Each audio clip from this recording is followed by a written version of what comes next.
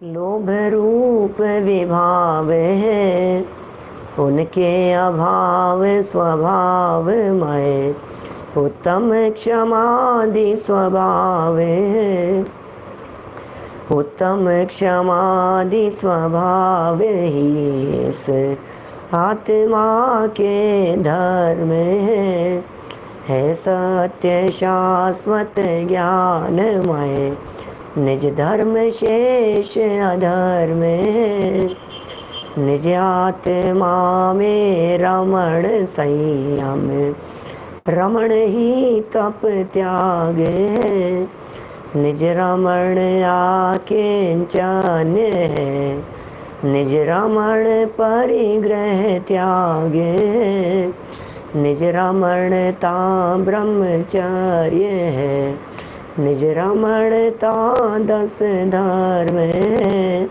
निज जानना पहचानना जमना धर्म का मर्म है, अरिहंत है 10 धर्म धारक, धर्म धारक सिद्ध है, आचार्य है उपजाय है, मुनिराज सर्व प्रसिद्ध है, जो आत्मा को जानते पहचानते करते रमण, वे धर्म धारक धर्म धन है, उन्हें हम करते नमन, उन्हें हम करते नमन।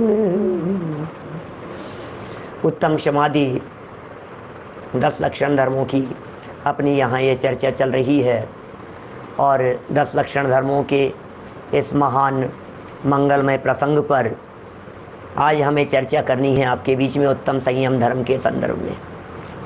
क्या है संयम, क्या है संयम का असली स्वरूप, कैसे कहते हैं संयम। सारी दुनिया संयम के गीत गाती है और गीत गाने भी चाहिए, संयम की महिमा भी है अपने आप में, एक संयम की एक अद्भुत महिमा है अपने आप में। लेकिन क्या होता है संयम? संयमन को संयम कहते हैं, सिमटने को संयम कहते हैं, समेट लेने का नाम संयम है, पर से सिमट करके अपने में आ जाने का नाम संयम है।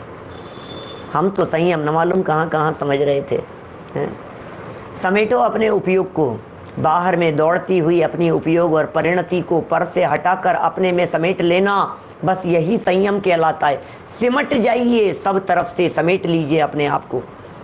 कोरोना के टाइम पीरियड में भी यदि नहीं समटे तो फिर कब समटेंगे। सिमटने की प्रेरणा देने के लिए तो आया था ये। निकलो मत, बाहर जाओ मत, ऑफिस भी मत जाओ, जॉब पर भी मत जाओ, दुकान पे भी मत जाओ, फैक्ट्री भी मत जाओ, कहीं नहीं, बस घर में, अपने घर में आ जाओ।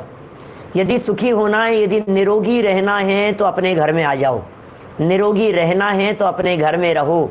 यही तो संदेश था कोरोना के टाइम पीरियड में। यदि निरोगी रहना है तो अरे भाई, हमारे वीतरागी संत तो हजारों वर्षों से ये बात कह रहे हैं कि यदि जन्म जरा मरण के रोग से निरोगी रहना है, यदि मिथ्यात्वादी के रोग से निरोगी रहना है तो सिमट कर अपने में आ जाओ। जो अपने में आ जाते हैं, जो अपने में सिमट जाते हैं, वे निरोगी बने रहते हैं, और जो अपने से बाहर निकलते हैं उन्हें रोगी होने से कोई बचा नहीं सकता। ये संयम की चर्चा है, संयमन की चर्चा है। संयम के गीत यहाँ गाए जा रहे हैं, खूब संयम की चर्चाएं, लेकिन असली संयम सम्यक दर्शन पूर्वक होता है, क्योंकि यहाँ संयम की नहीं, उत्तम संयम की बात है भाई साहब।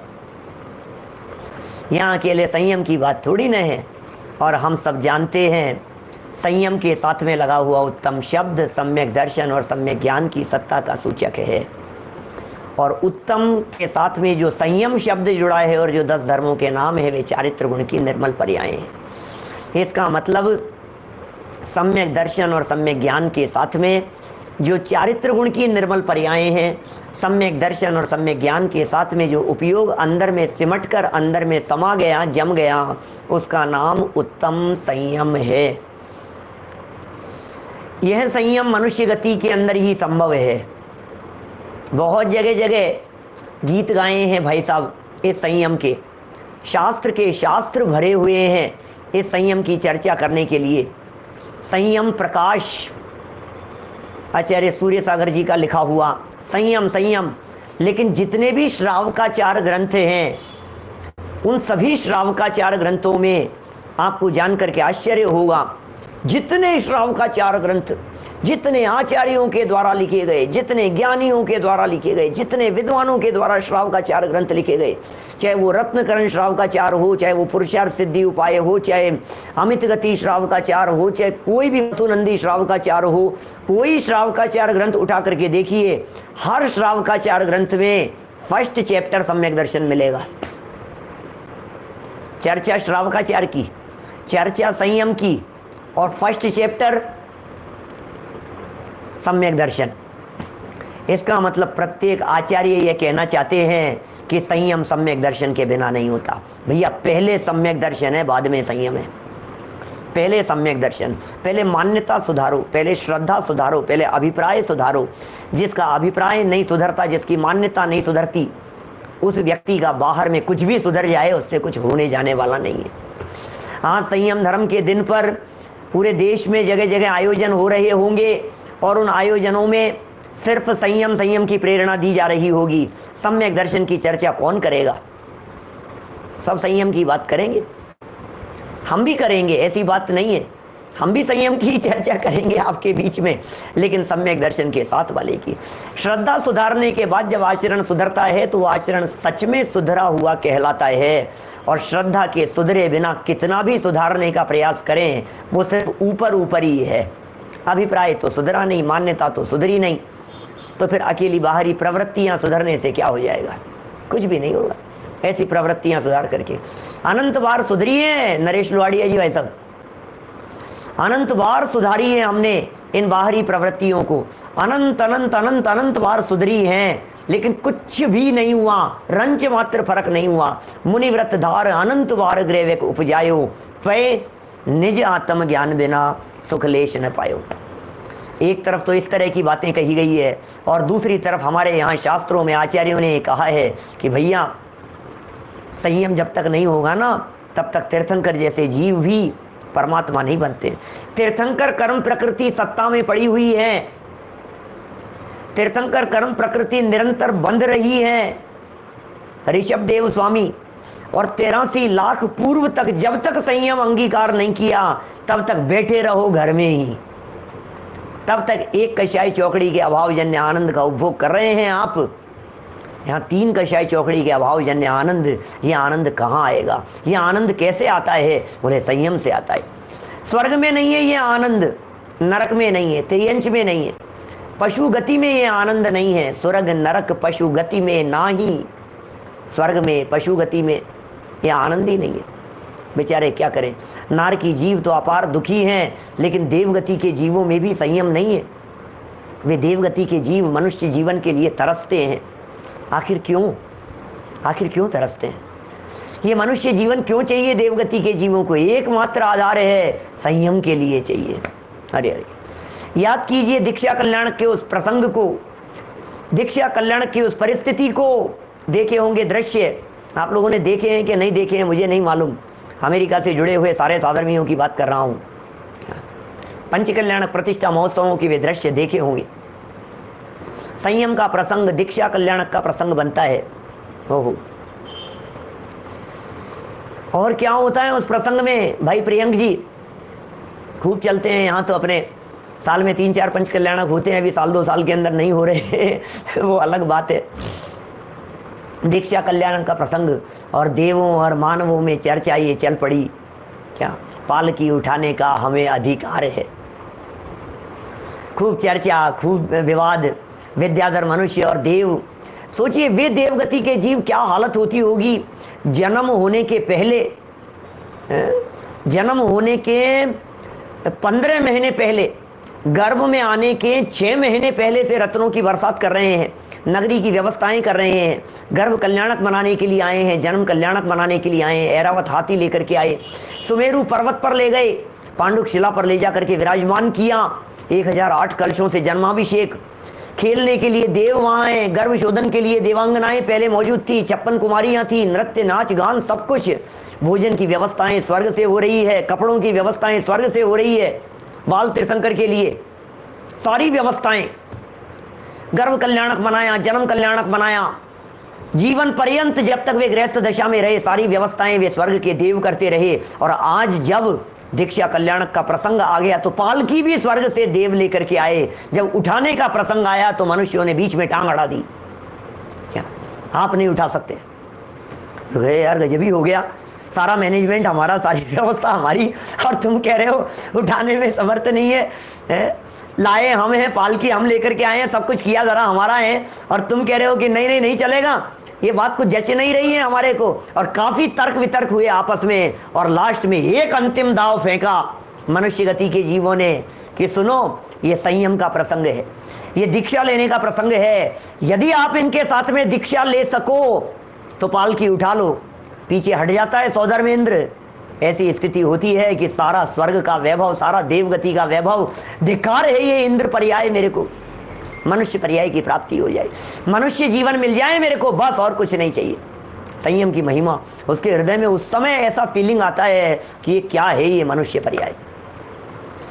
कितना भी कुछ भी क्यों नहीं जीवन होता हो, लेकिन वो दीक्षा कल्याण का प्रसंग, मैं कभी कभी सोचता हूँ ये संयम के परिणामों के बारे में, दीक्षा के परिणामों के बारे में, वैराग्य के परिणामों के बारे में, त्याग तपस्या संयम के बारे में, क्यों भाई साहब इसकी कीमत है।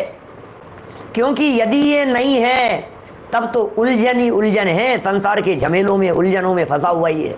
फिर तो क्या करेगा, घर में बैठ करके टीवी के चैनल बदलेगा और क्या करेगा। सुख शांति के नाम पर अलग अलग तरह के पकवान बनाएगा, सब लोगों को बुलाएगा, क्या, और खूब मजे से मौज मस्ती से भोजन करेगा, घूमेगा फिरेगा, ऐशो आराम की जिंदगी जिएगा, और कहेगा और क्या है, इससे ज़्यादा और क्या है, मजे से तो बीत रही है जिंदगी।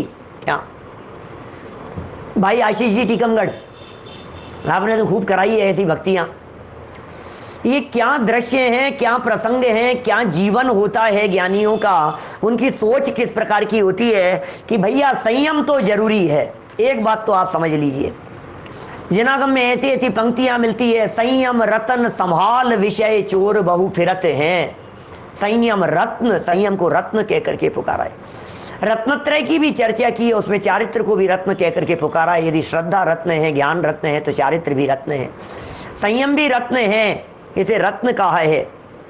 जिस बिना नहीं जिन राज सीझे, तू रुलियो जग कीच में, एक घड़ी मत विसरो करो नित आव जम मुख बीच में। जब तक यमराज के मुख के बीच में नहीं आ जाए तब तक संयम संयम संयम। संयम के बिना जीवन बिना ब्रेक की गाड़ी के समान है। संयम हमारी लाइफ में ब्रेक लगाने का काम करता है।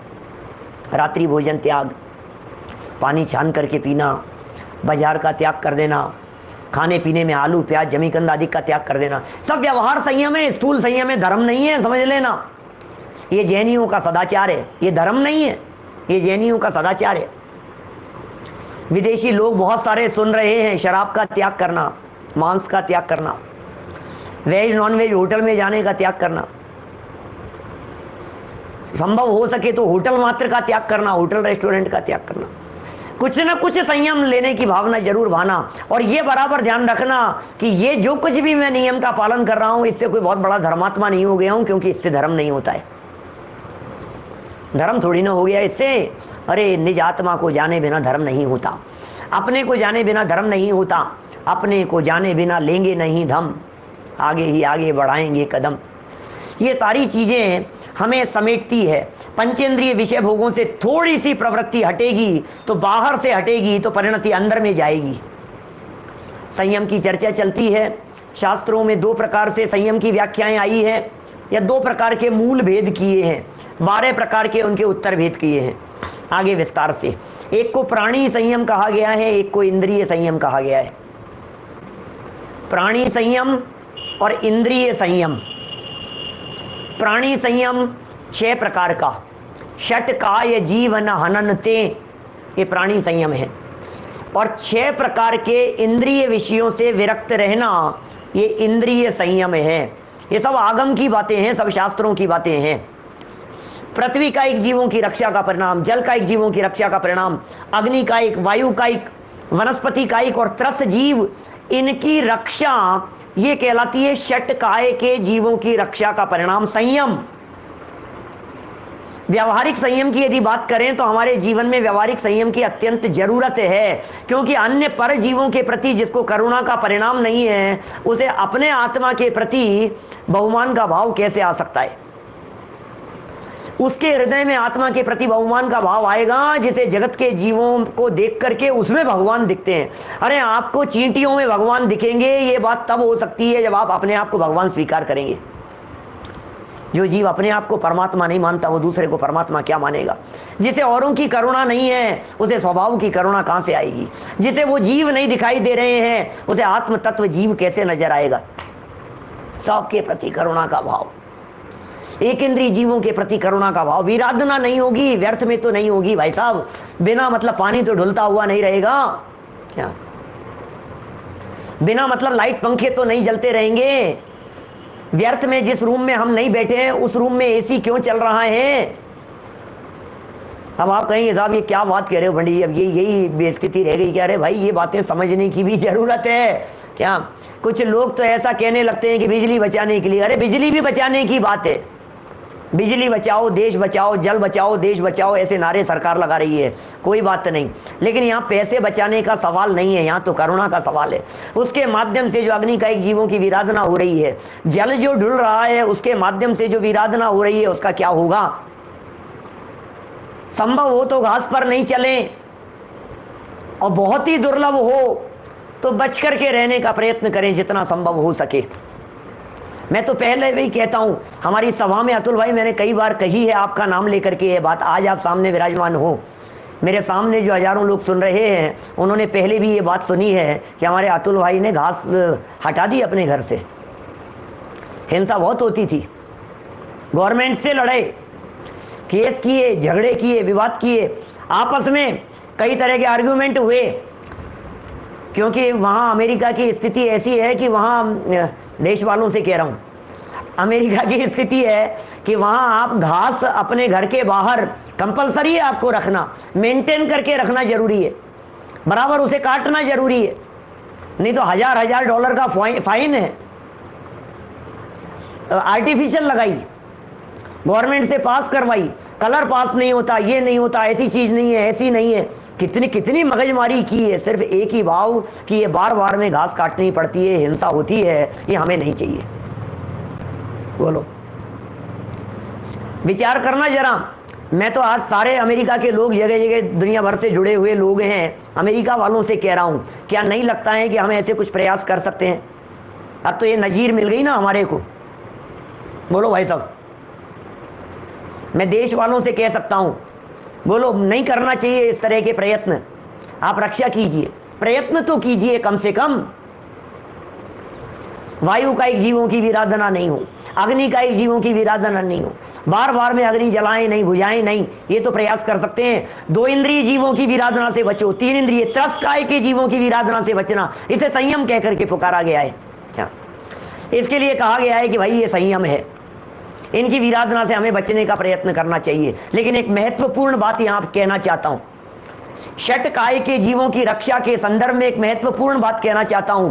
वो महत्वपूर्ण बात यह है कि जब 6 काय के जीवों की रक्षा के लिए हमारे वीतरागी संतों ने आवाज लगाई, आवाज उठाई, तो हमारा ध्यान पर जीवों की रक्षा की तरफ ही जाता है। लेकिन 6 काय में मैं भी जीव हूं, इसकी तरफ हमारा ध्यान नहीं जाता। जब हम 6 काय के जीवों की रक्षा की बात करते हैं तो हमारी दृष्टि हमेशा पर जीवों की तरफ जाती है। जब हम पर जीवों की तरफ ही रक्षा की बात करते हैं, हम अपने आप के बारे में सोचते ही नहीं है। अरे षट काय में मैं भी तो त्रस्त हूं, क्या मैं भी तो त्रस्त जीव हूं भाई। जब आप पृथ्वी, जल, अग्नि, वायु, वनस्पति और त्रस्त, इन 6 की हिंसा से विरक्ति की बात कर रहे हैं, इनके प्रति करुणा की बात कर रहे हैं, तो अपने आप के प्रति करुणा का भाव आना चाहिए कि नहीं। हमें ये करुणा का भाव तो आ गया कि गाय की विराधना नहीं होनी चाहिए। हमें ये करुणा का भाव तो आ गया कि भेड़ बकरियों के ऊपर करुणा करो। हमें ये करुणा का भाव तो आ गया कि बेचारे मच्छरों का क्या होगा। लेकिन हमें ये करुणा का भाव नहीं आया कि मैं मर कर के मच्छर नहीं बन जाऊं। ये भी तो करुणा करनी पड़ेगी अपने आप के ऊपर।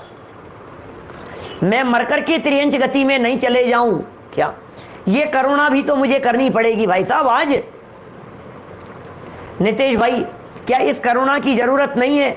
अपने आप को तिर्यंच आदि गतियों में जाने से बचाने की जरूरत नहीं है, उसके बचाने के प्रयत्नों की जरूरत नहीं है।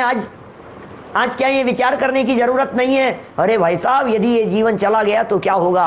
दया करो पहले अपने पर, उसके बाद में पर दया होती है। स्वयं दया के बिना पर दया नहीं होती है, अपनी दया के बिना दूसरों की दया नहीं होती है। अपने आप पर दया करो। सब लोग फ्लाइट में सफर करते हैं, एयर होस्टेस तुरंत कहती है, बैठते ही कहती है, क्या हवा में ऑक्सीजन का दबाव कम हो जाने पर क्या क्या अपने आप वो ऑक्सीजन मास्क नीचे गिरेगा। लेकिन यदि आप किसी छोटे बच्चे के साथ में या किसी बुजुर्ग व्यक्ति के साथ में सफर कर रहे हैं तो पहले अपने ऊपर मास्क लगाएं। क्या पहले नहीं, क्या बात कर रहे हो, 1.5 साल का बच्चा है मेरे साथ में जा रहा है, इसके नहीं लगाऊं ऑक्सीजन? पहले खुद के लगाऊं? कि तुम यदि पहले खुद के लगाने का प्रयत्न करोगे तो न खुद के लगा पाओगे न उसके लगा पाओगे। उसके लगाने का प्रयत्न करोगे यदि पहले तो। इसलिए पहले स्वयं सुरक्षित है तो दूसरों की सुरक्षा कर सकता है। अपने आप को आत्मा स्वीकार करो, पहले अपने आप को चैतन्य स्वीकार करो, पहले अपने आप को आत्मा स्वीकार करो। सबसे पहले इस बात की स्वीकृति होनी चाहिए, आत्मरक्षा पहले है भाई साहब, उसके बाद में परजीवों की रक्षा है। खुद बचेंगे तो बच्चों को बचा पाएंगे। जिग्नेश भाई, खुद बचेंगे तो बच्चों को बचा पाएंगे। अरे हम ही नहीं रहेंगे तो उनका क्या होगा? आजकल घर घर में इस तरह की भी बातें कही जाती है, भैया आप ही ठीक नहीं रहोगे तो फिर क्या होगा? आप अपना तो ध्यान रखो, अपना तो ध्यान रखो आप। तो यहां प्राणी संयम की बात कही, ये प्राणी संयम में इस तरह की बातें। और एक चर्चा आती है प्राणी संयम के साथ साथ, ये 6 प्रकार का प्राणी संयम हो गया। अब 6 प्रकार का कहा जाता है इंद्रिय संयम। स्पर्शन इंद्रिय, रसना इंद्रिय, घ्राण इंद्रिय, चक्षु इंद्रिय, कर्ण इंद्रिय, इन 5 इंद्रियों के विषयों में संयम, कंट्रोल करो उस पर, उलझो मत आप। लेकिन बस फिर वही कहना चाहूंगा मैं, इस बात को यदि आप गंभीरता से लेंगे कि प्राणियों की रक्षा करना और इंद्रियों के विषयों में प्रवृत्त नहीं होना इतने मात्र का नाम ही संयम है, तो आप बहुत बड़ी भूल में हैं। क्योंकि हमने प्रवृत्तियों को तो रोक दिया, हमने परिणामों को नहीं संभाला, हमने अभिप्राय में बैठी हुई वासना को नहीं देखा। हमारे महापंडित टोडरमल जी साहब इन 2 प्रकार के संयम के संदर्भ में बहुत महत्वपूर्ण वाक्य देते हैं।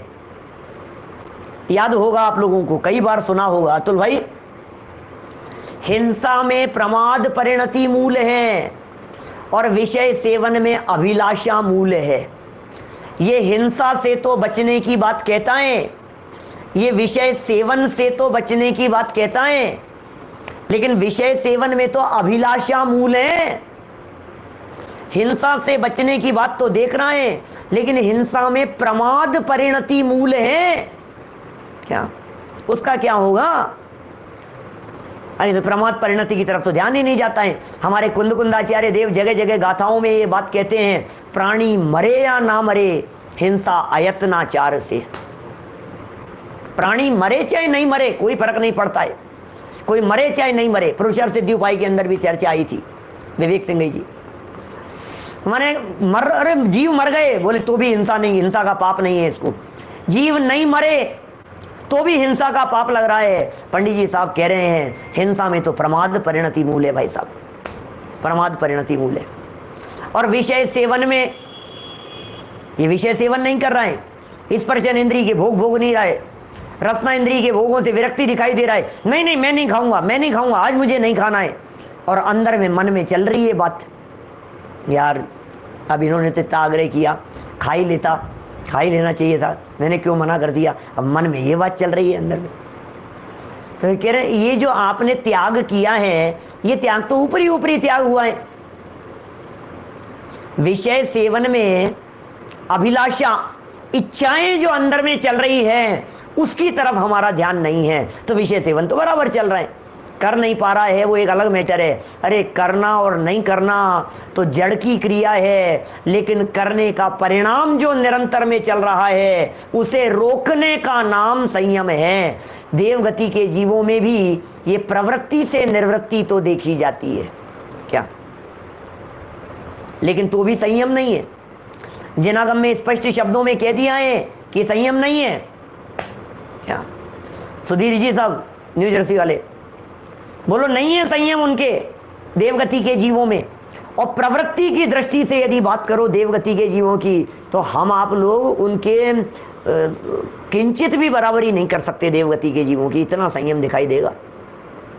हिंसा रंच मात्र नहीं हो रही, उनसे कही कि हिंसा होगी। वैक्रियक शरीर वाले, वे वैक्रियक शरीर वाले देवों से हिंसा का क्या काम है? रंच मात्र हिंसा नहीं है, मारपीट होती नहीं है, लड़ाई झगड़ा करते नहीं है, अब क्या करेंगे? फिर भी संयम नहीं है। इंद्रिय संयम की यदि बात करो देवगति के जीवों में, तो काय प्रविचारा आ ऐशानाथ, तत्वार सूत्र 4 अध्याय में लिखा, काय प्रविचारा आ ऐशानाथ, शेषा स्पर्श रूप शब्द मनः प्रविचारा परे अप्रविचारा। 4 अध्याय के सूत्र हैं, कितना अर्थ समझ में आया है इनका। देवगति के जीव पहले दूसरे स्वर्ग तक तो भोग भोगते हैं, ऊपर के देव क्या करते हैं? स्पर्श मात्र। ऊपर के देव क्या करते हैं? रूप देखने मात्र से। क्या फिर उसके ऊपर के देव बोले शब्द मात्र सुनते हैं, बाकी और कुछ नहीं है। और उसके ऊपर के देव कि देवांगनाएं है ही नहीं, मन में विचार मात्र। उसके ऊपर के देव बोले मन में देवांगनाओं के संबंध में विचार मात्र भी नहीं आता है। ये तो स्पर्शन इंद्रिय की दशा है। अहमिंद्रों की बात कर रहा हूं, नव्य ग्रह तक के जीवों की बात कर रहा हूं। कितने निर्वृत्त हैं वे जीव। अब बोलो स्पर्शन इंद्रिय के भोग नहीं है उनके। रसना इंद्रिय की हालत ऐसी है कि रसना इंद्रिय के विषयों की बात करें तो कंठ से अमृत झरता है, हजारों हजारों वर्षों तक कुछ खाते पीते नहीं है। हम तो 2 दिन के उपवास करके अपने आप को बहुत धर्मात्मा समझ रहे हैं, और उनकी स्थिति देखो जरा, देवगति के जीवों की क्या स्थिति है। वे जो देवगति के जीव होते हैं, वे देवगति के जीवों की जितने सागर की आयु होती है, जितने सागर की, उतने 1000 वर्ष बाद कंठ से अमृत झरता है, बाकी खाना पीना कुछ नहीं होता। भावेश भाई कुछ खाना पीना नहीं है उनके, सिर्फ और सिर्फ अमृत झर रहा है कंठ में, हो गया काम। और कितने समय में? हजारों वर्षों बाद में। अब गजब हो गया, हजारों वर्षों तक कुछ खाना पीना नहीं, लड्डू नहीं खा रहे, पेड़े नहीं खा रहे, मेवा मिष्ठान कुछ नहीं खा रहे हैं। तो उपवास हो रहा है कि नहीं हो रहा है? उनके संयम है या नहीं है? उनके रसना इंद्रिय के विषय भी नहीं है, घ्राण इंद्रिय के विषय नहीं है, चक्षु इंद्रिय के विषयों से भी विरक्त हैं। अरे पंच कल्याणक देखने तक का परिणाम नहीं आता देवगति के जीवों को। कर्ण इंद्रिय के विषयों से भी विरक्ति जैसी सी दिखाई दे रही है। अरे विरक्ति नहीं है, प्रवृत्ति का निषेध है। प्रवृत्ति के रुकने को निर्वृत्ति मत समझ लेना। क्या कहा? प्रवृत्ति मात्र के रुकने को निर्वृत्ति नहीं समझ लेना, क्योंकि आगम यह कह रहा है देवगति के जीवों में संयम नहीं होता। बस ये आगम कह रहा है, वहां संयम नहीं होता, क्योंकि छोड़ना चाह करके भी छोड़ नहीं सकते। वे ऐसी प्रतिज्ञा नहीं ले सकते कि मैं भोजन छोड़ रहा हूं, भोजन नहीं कर रहा हूं, इतने समय का मेरे उपवास है, कर ही नहीं सकते, क्योंकि क्या पता कब अंदर से अमृत झर जावे, कंठ से अमृत झर जावे, क्या होगा। यहां जिस संयम की चर्चा कर रहे हैं, ये संयम और देवगति के जीवों में दिखाई देने वाला संयम, हमारी तो क्या हालत है, 3 दिन के उपवास कर लेंगे तो चौथे दिन भोजन के ऊपर टूट पड़ेंगे क्या। और वहां तो 3-3 हजार वर्ष के उपवास, 3 सागर की आयु है, 3,000 वर्ष के उपवास, अब कितना फर्क हो गया दोनों में। फिर भी ये कह रहे हैं कि ये 3 दिन का उपवास करने वाला व्यक्ति यदि सम्यक दर्शन के साथ में था, 2 कषाय चौकड़ी के अभाव वाला यदि ये जीव है, तो ये संयमी है और वो असंयमी है। स्त्री भोगों की यदि बात करो तो यहाँ का पंचम गुण स्थानवर्ती जीव विषय भोगों का त्याग है उसके, लेकिन स्वपत्नी के साथ में तो रहता है, लेकिन वहां अहमिंद्रों के जो देव हैं ग्रैवकों वाले, उनके तो स्त्री संपर्क मात्र भी नहीं है और विकल्प मात्र भी नहीं है, उसके बावजूद भी वे असंयमी हैं। और यहाँ का पंचम गुण स्थानवर्ती जीव अपनी पत्नी के साथ में रहता हुआ भी और अपनी भूमिका अनुसार भोग भोगता हुआ भी 2 कषाय चौकड़ी के अभाव होने के कारण देश संयमी है, आंशिक संयमी है। ये मनुष्य गति का जीव संयम ले सकता है, ये मनुष्य गति के जीवों में संयम हो सकता है, देवगति के जीवों में संयम नहीं हो सकता। तरसते हैं देवलोग, तरसते हैं मनुष्य पर्याय की प्राप्ति के लिए। भाई साहब हम क्या बात बतलाएं आपको, कभी कभी तो ऐसा हो जाता है भैया, प्रदीप भाई शिकागो वाले, कभी कभी ऐसा हो जाता है लोग इस तरह की बातें पूछने लग जाते हैं, पंडित जी 1.5 साल हो गया आपका प्रवचन सुनने के लिए आते हुए, देवगति तो मिली जाएगी ना, क्या देवगति में तो चले जाएंगे हम, ऐसी बातें करते हैं लोग। इसे देवगति चाहिए, स्वाध्याय के फल में इसे स्वर्ग में जाना है, इसे देवगति में जाना है। मर करके कहाँ जाओगे यदि ये बात पूछी जाए तो ये कहता है देवगति में जाने की तमन्ना है, बाकी नरक में तो कौन जाएगा, त्रियंश तो जाना नहीं चाहते। मनुष्य तो हालत देख ही रहे हैं, देवगति के अंदर कम से कम थोड़ी सुख शांति तो है, ये देवगति में जाना चाहता है। लेकिन सोचिए आप, ये मनुष्य होकर के देव होना चाह रहा है और वो देव होकर के मनुष्य होना चाहते हैं, अब बताओ क्या करें।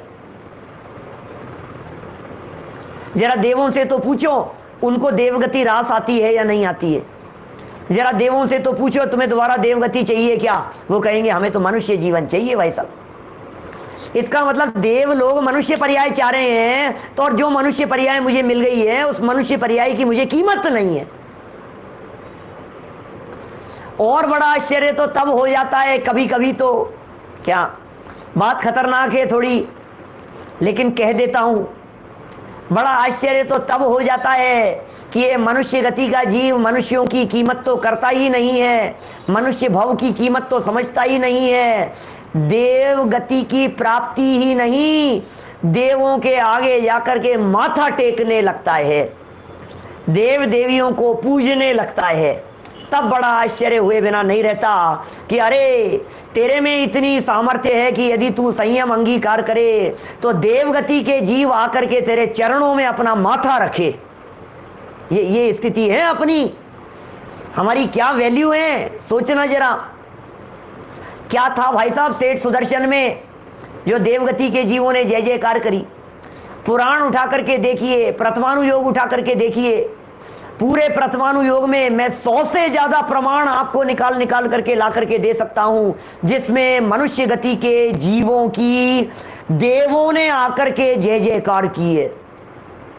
क्या कह रहा हूं, यमपाल चांडाल के लिए ये हो गया, उसके लिए ये हो गया है, सेठ सुदर्शन के लिए हो गया, सीता के लिए अग्नि का जल कर दिया, पुष्प वृष्टि करने लग गए, अनंग सरा के लिए देव आ गए, उसके लिए आ गए, सती मनोरमा के लिए देव उतर करके आ गए, उसकी रक्षा करने के कितने प्रसंग हैं भाई साहब, भरे पड़े हैं।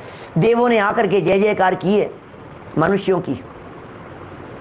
और एक प्रसंग दिखाओ भाई साहब, पाटनी जी, एक प्रसंग मुझे ऐसा दिखाओ जरा जनवाणी में जिसमें किसी मनुष्य गति के जीव ने देवी देवताओं की पूजा की हो। अब पता नहीं हमें क्या हो गया है, क्या कहाँ जा रहे हैं हम, क्या हो रहा है भाई साहब। अच्छा, एक और गजब की बात कहता हूं, ये जो देवों ने आकर के उस चांडाल की जय जयकार की, देवों ने आकर के सूली का सिंहासन कर दिया, देवों ने पुष्प वृष्टि करना चालू कर दिया, देवों ने आकर के नाग का हार बना दिया, कितनी घटनाएं हैं ऐसी।